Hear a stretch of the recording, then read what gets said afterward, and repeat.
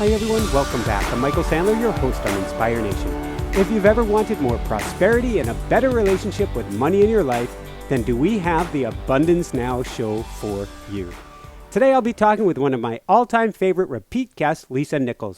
She's one of the stars of the movie The Secret, one of the most requested public speakers in the world, and one of the most successful African-American businesswomen and entrepreneurs out there. She's also the founder and CEO of one of the only publicly traded personal and business development companies out there, Motivating the Masses, Inc. She's also a New York Times bestselling author and has an incredibly empowering new book that is one of my top 10 all-time favorites, Abundance Now. Today I want to talk about our relationship with money, how to change it, enrich it, get to the root of it, and turn it around to work for us rather than against us, to amplify our lives and achieve abundance now. That plus we'll talk about an office in a closet, climbing mountains in Kenya, gotcha, breaking bones on jet skis, oh no, the best way to buy an A8, who's purring when scratched, how funding your dreams can lead to $62,000, and why your convenience and your convictions don't live on the same block. So welcome back to the show, Lisa. Are you ready to shine? I am reminded about why I love you so much. You just literally, you make an interview feel like it is an absolute journey. And I love the way you get the interview excited. And I know about every one of those stories that you just talked about. And you got me excited. Excellent. And a mighty then, woohoo! Yes, woohoo! All right, so I know we have to move quickly today. So before we dive right into things, how did you decorate your first office in a closet? Well, I hung in my office, which is funny that you should talk about offices because I am less than 12 days in my new office, where my office in a closet, I hung mirrors like this, a little smaller than this, but I hung them all around the closet. I got them from CVS, about $3.99. Personal grooming mirrors. Exactly. Personal grooming handheld mirrors, not the ones with the base like this one. And I hung them all around my office so that it could seem more expansive and have more space. And I worked out of that office for 4 years. It was a walk-in closet. It really wasn't a walk-in closet. It was sort of like a step-in, turn-around closet. And my manila folders, I literally would take my manila folders and I would hang them on the pant hangers. And I would have them in front of me, and I'd just slide the pen hangers down from manila folder to manila folder, and I'd make sure I clipped the paperwork so it wouldn't fall out. And that was my office. And 12 days ago, we just moved into a 6,700 square foot office. So we're a little ways away from that walk-in office. Holy smokes. So we're going to have to get there. We'll do the expedited version today. Before we do that, I almost hate to ask, how did you end up breaking bones jet skiing? I had a lot of fun. Listen, if you're going to break bones like I did. I was such a ding-dong. I was in Big Bear in the lake jet skiing. My brother, it was my first time jet skiing. It was my brother's first time jet skiing. And he was going a little too slow, Michael. He was being cautious. Well, I didn't want to be cautious. I wanted to be wild and adventurous. And I wanted the thrill seeker that I am. My brother, who's never broken a bone in his body, and his sister, who's done many things. I dove off of his jet ski, swam in 55 degrees of water, freezing cold, to my cousin's jet ski, who's a speed mania. And I climbed on his jet ski, and he commenced to going super fast. He banked left.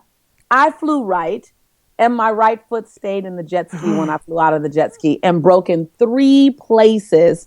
And believe it or not, I asked, could I still stay in Big Bear? Believe it or not, I asked the next day, since it was already broken, can I go ahead and still go parasailing? Is this when the foot's turned sideways or after the docs pulled it back into place? Yeah. So this is when the foot's turned sideways. They take me into emergency. There are no doctors there to perform emergency surgery. So the doctor says, Lisa, it is going to heal, but it's going to hurt first. I got to crack it back in place. And he cracks it back in place and puts a temporary cast on it. And I want you to know that I'm so determined that I refuse to leave our 7-day family camping trip with 42 people. And I made myself my own little medical facility in my tent. And I stayed for 3 more days out in the wild with a broken ankle, with a temporary cast on it. I ultimately ended up doing the 60-mile walk in a wheelchair because I was already planning to do the walk. I couldn't do the walk, so I did the roll.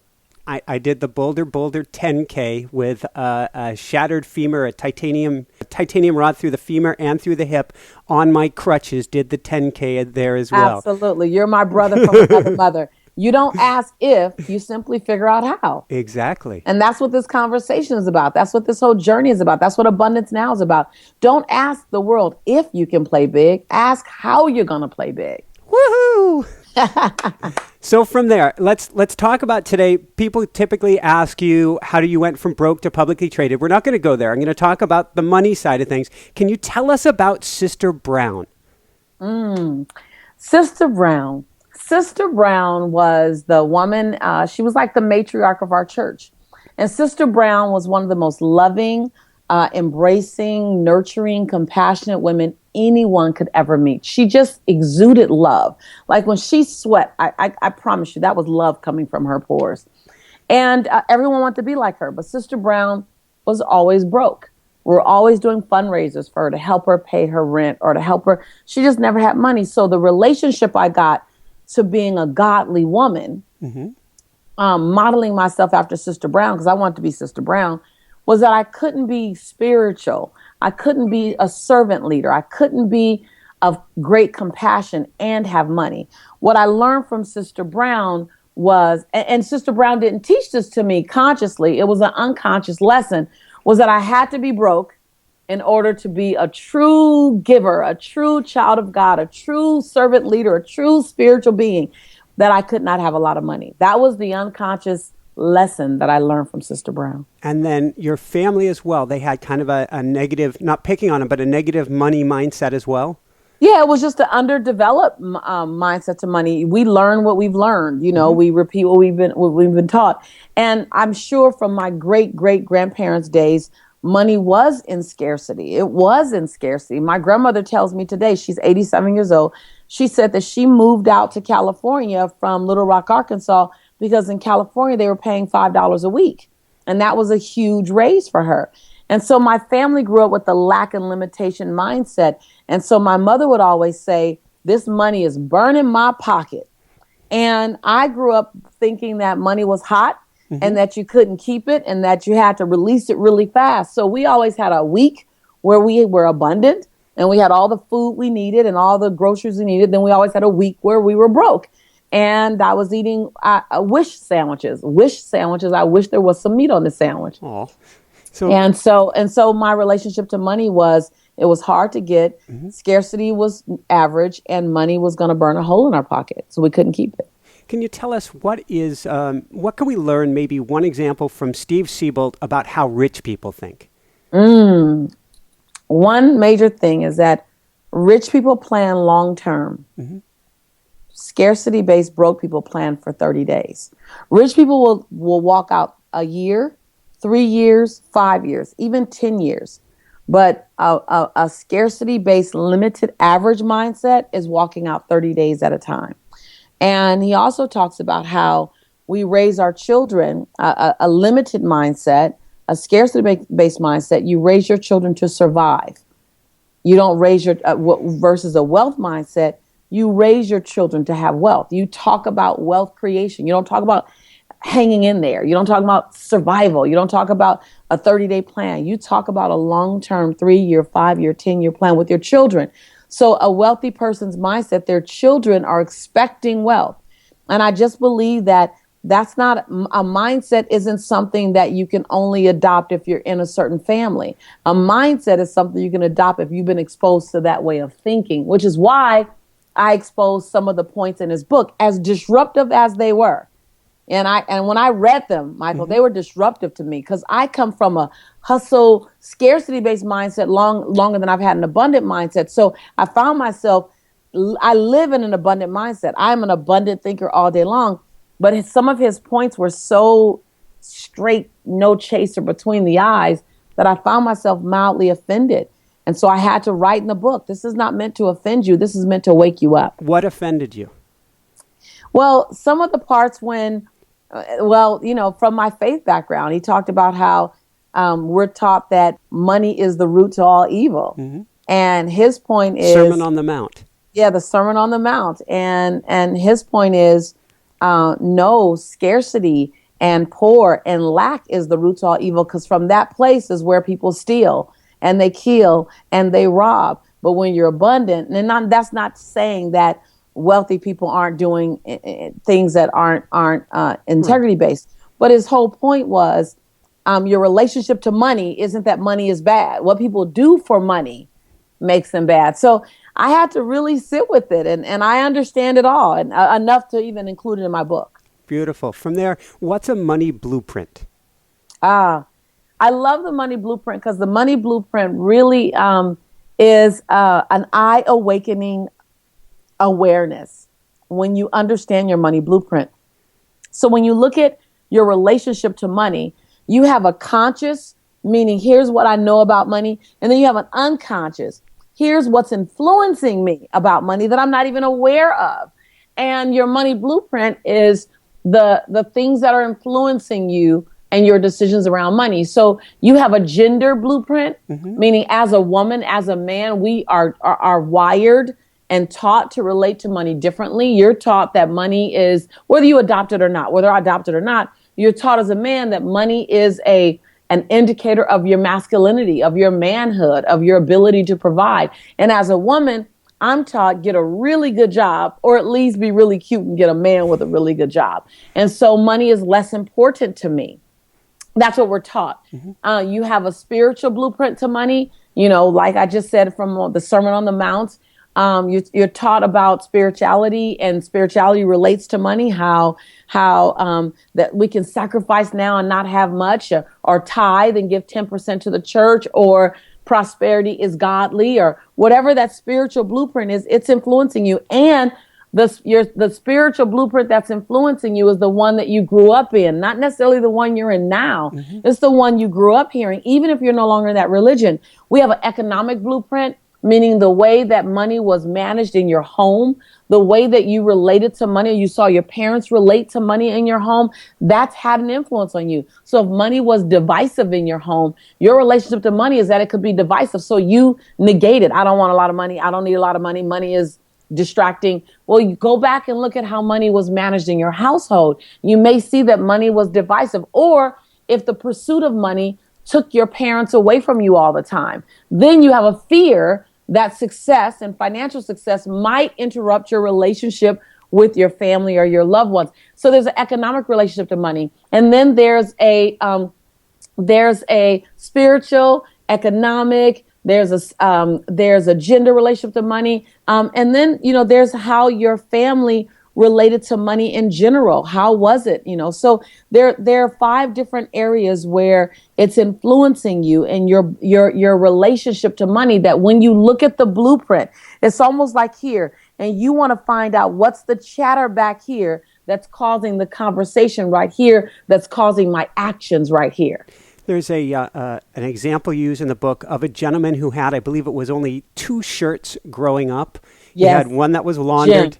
Jim, and what happened with shirts, do I dare ask? Yes, so Jim, I'm so glad I remember all the things in the book.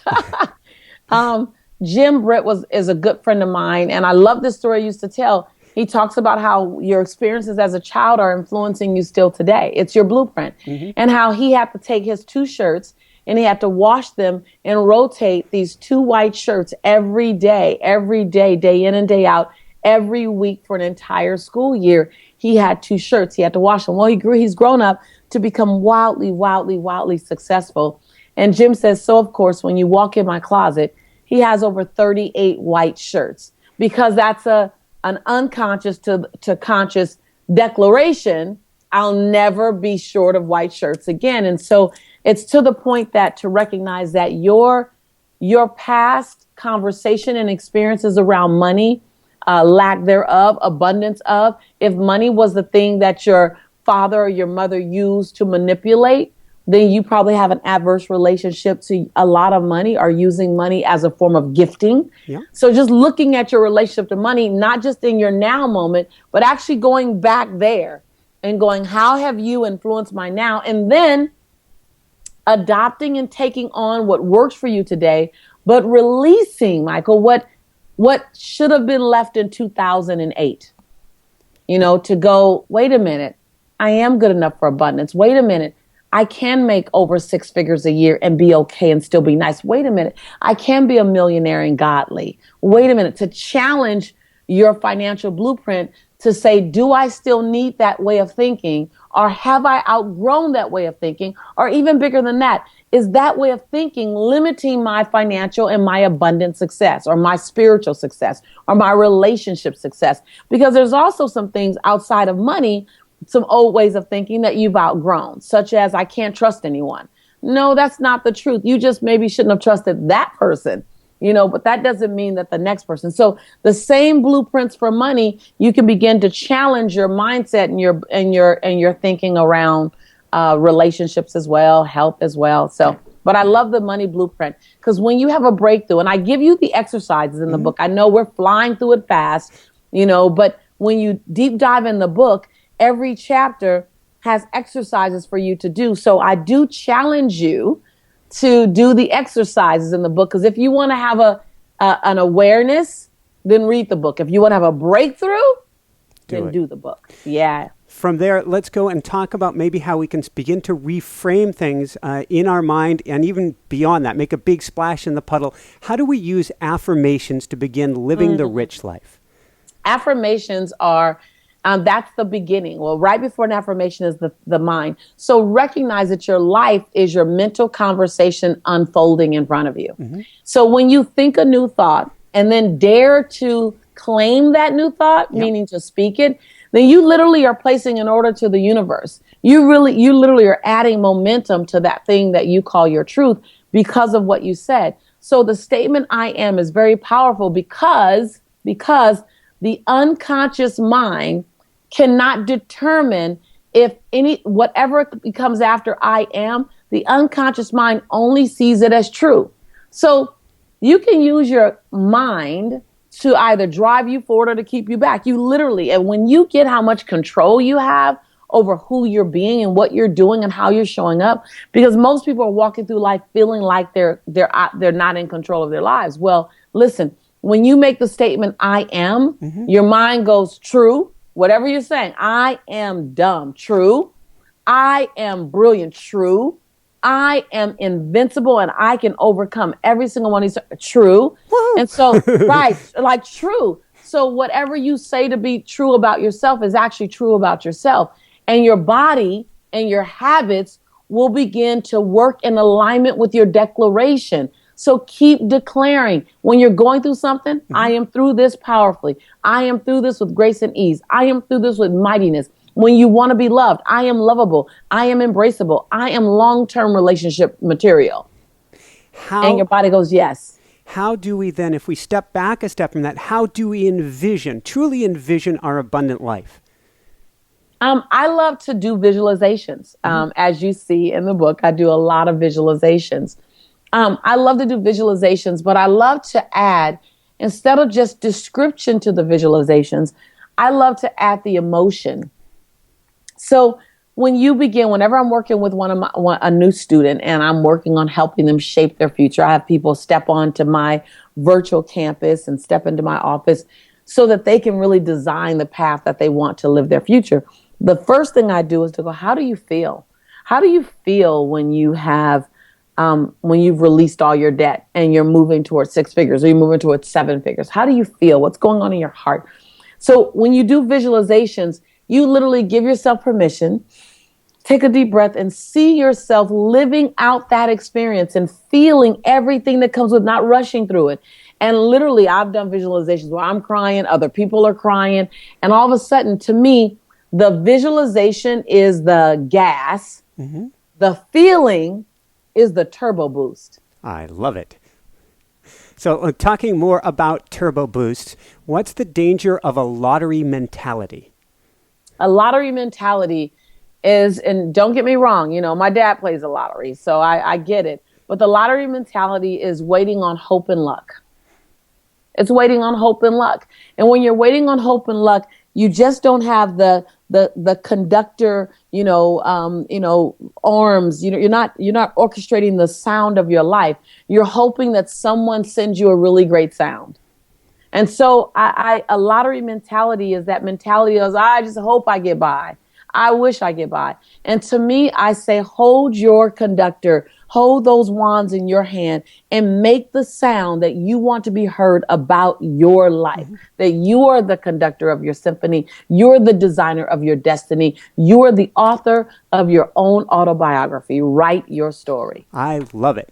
How do we dive in? Because it can't just be about vision. It can't just be about affirmations. We need to dive into some of the nuts and bolts, Absolutely. don't we? How do we dive into the numbers?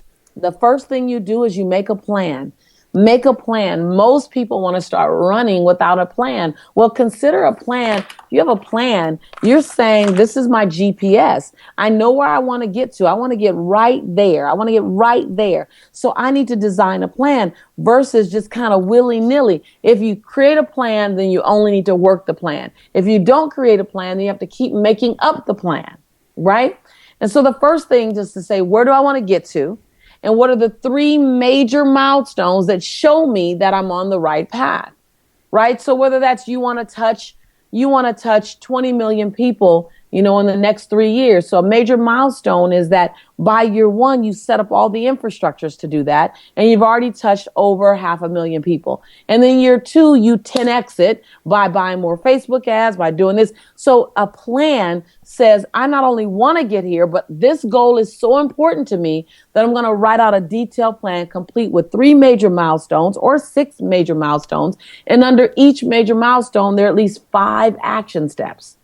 That's how you turn a plan into a reality. I love it. How much of a plan did you have, and how did you get your Audi A8?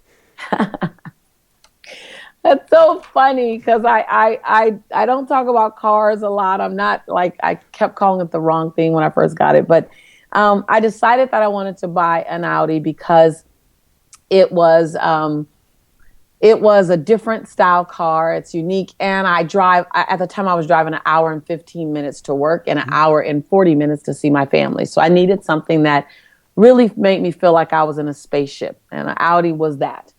And so I've always been really afraid. Are you talking about my salesman thing? The thing I did with the salesman? I've always been really afraid of salesmen, especially car dealers, because they would always sell me something I didn't want, or they would talk me into something that I wasn't ready for. So when I went to buy my Audi, Michael, I said, okay, this time I'm a grown woman now. I'm really a grown woman. Now I bought a car in my 30s and everything, but when I mean grown woman, I'm owning my power, that I'm going in. So I looked online. I saw what the Audi cost. I wrote it down. I got a piece of paper, literally about this big. I'm going to do exactly the size. All right. I got on a piece of paper. Post-it note. Right. I write the number down. It's obnoxiously low, right? And you've done your research. I've done my research. I know exactly. Not only did I know exactly how much it cost, but I also knew the other 2 Audi dealers that would sell Audi in Southern California. So I not only made an appointment for the Audi dealer that I went to, I made 3 appointments. I made the one that I was going to, all with this in my hand. I made the next one for 3 hours later. So the first one was about 9, I think, and the second was about noon, and the third one was about 3. And I had a concert, a Brian McKnight concert I was scheduled to go to at 7.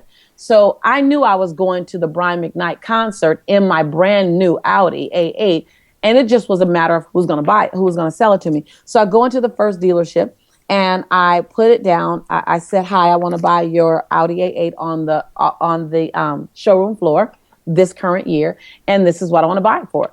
And I gave him the post-it note, and he looked and he went, what? I can't sell it to you for that. I said, okay, thank you. Can you go find the person that can? And he kind of looked at me and he goes, well, I can't sell it. I said, great. Can you go find the person that can? So he leaves, he goes and gets his sales manager, comes out, they have the post-it note, and he goes, ma'am, you want to buy an Audi A8 for this? I said, absolutely. He goes, well, that's not our sticker price. I said, I'm aware. That's why I wrote it down for you so you can understand what my sticker price is. And he goes, well, I'm not authorized to sell you an Audi A8 for this. I said, oh, great. Well, can you go get the person that can? I said, let me be clear with you. I said, I'm going to pull up in my driveway tonight in a brand new Audi A8. This is what I'm paying.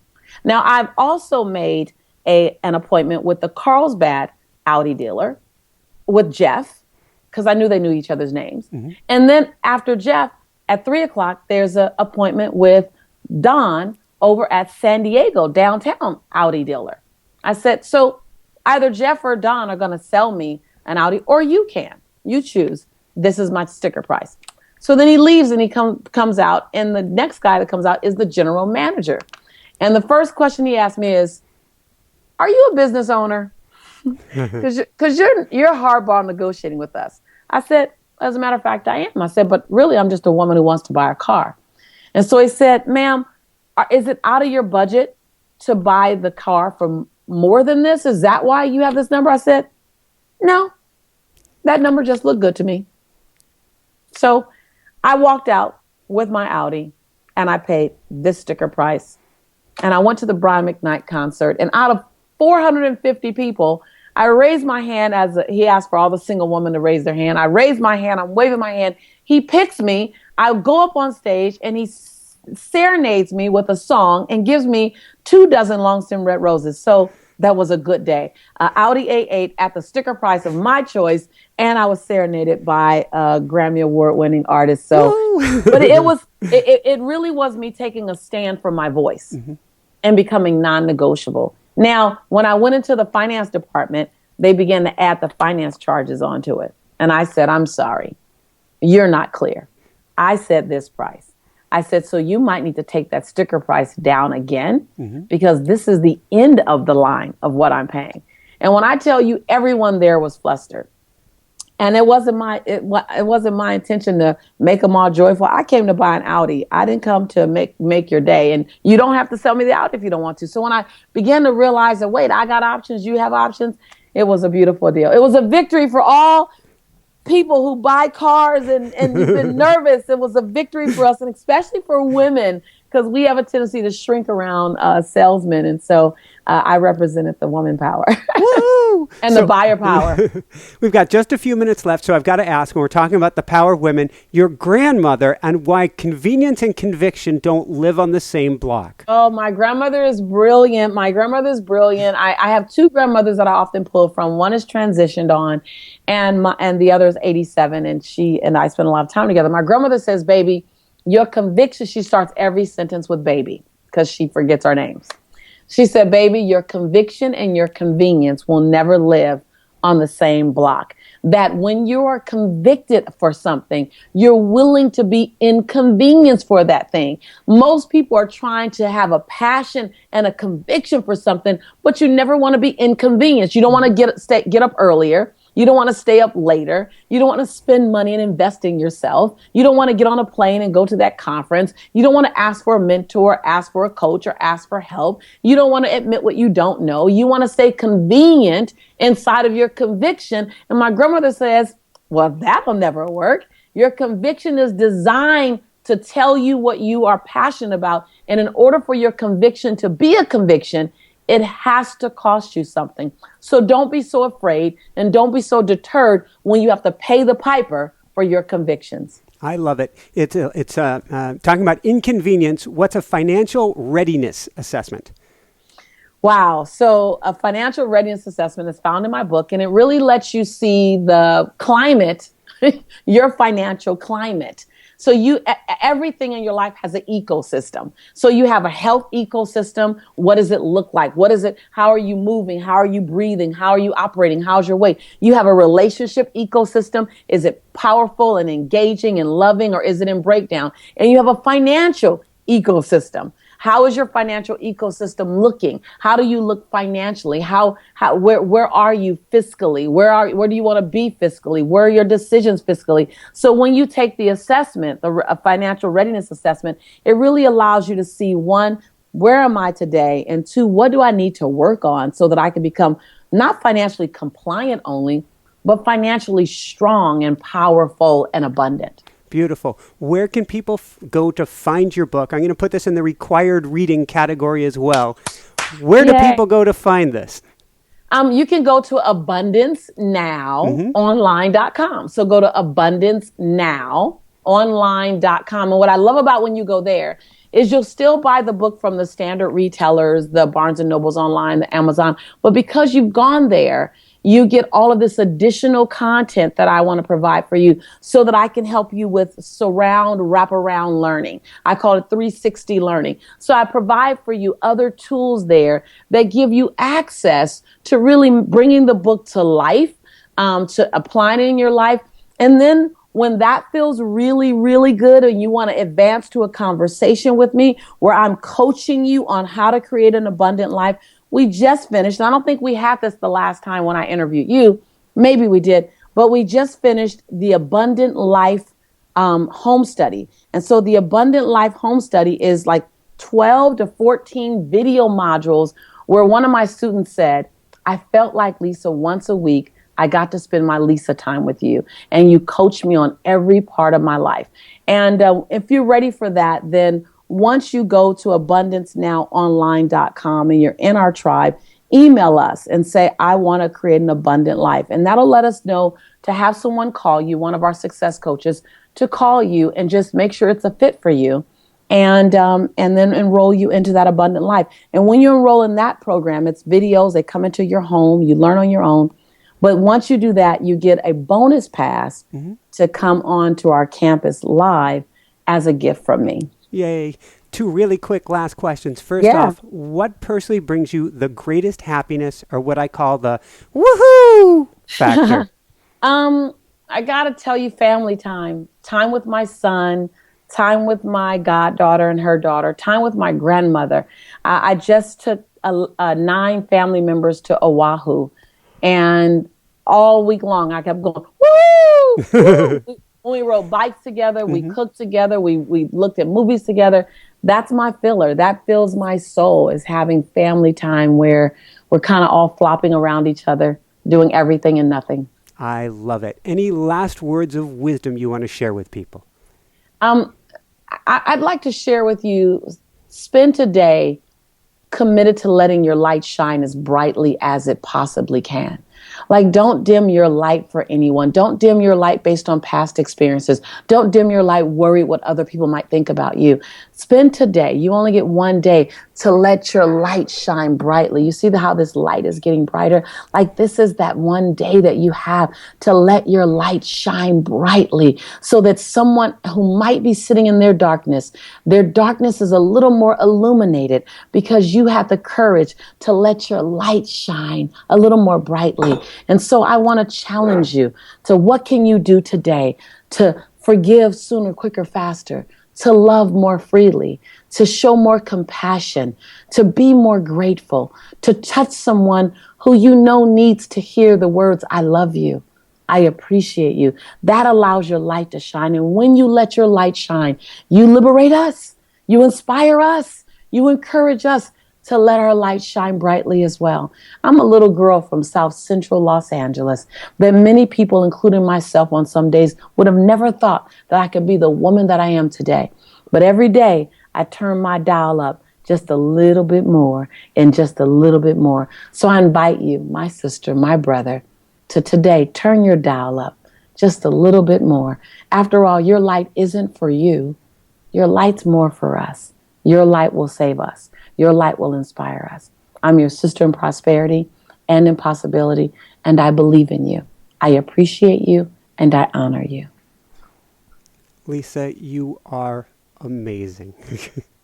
I'm your sister in the journey. I'm mighty. Woohoo! Woohoo! Thank you so much for being on the show. This has been amazing, beautiful. The superlatives, adjectives, I don't even have them. For everyone out there, this is Michael Sandler saying, be well, have fun, get abundance now, and shine that light bright. Woohoo! Bye-bye. Thank you. Thank you. Thanks so much for watching. If you enjoyed it, be sure to like below. Also, leave your comments. Have some real fun with it. Subscribe to our channel where you're going to get more great videos, more interviews coming up. And check out our website, inspirenationshow.com. That's where you'll find tips, blogs, information, videos you won't find anywhere else, and useful and helpful resources to really help you kickstart your life and to shine bright. Thanks so much again. Thank you for your support.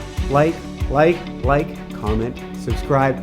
See the website. Thanks so much and have fun. Of course, shine bright.